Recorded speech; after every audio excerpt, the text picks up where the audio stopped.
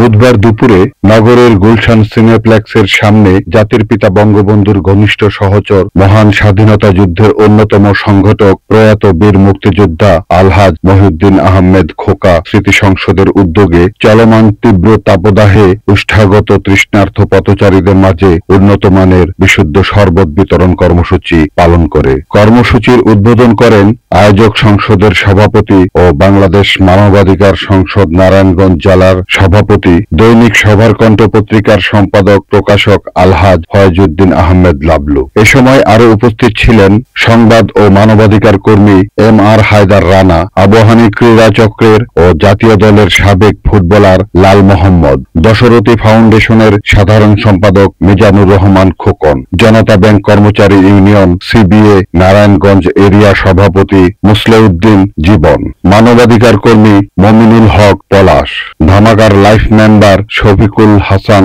মিঠু, বিশিষ্ট সমাজসেবক হাজী আব্দুল মতিন সহ বিভিন্ন নেতাকর্মী বৃন্দ। এ সময় প্রায় 1000 তৃষ্ণার্ত মানুষ, পথচারী ও শ্রমজীবী মানুষের মধ্যে শরবত বিতরণ করা হয়। Report Shahjahan Chowdhury, NNTV, Narayanganj.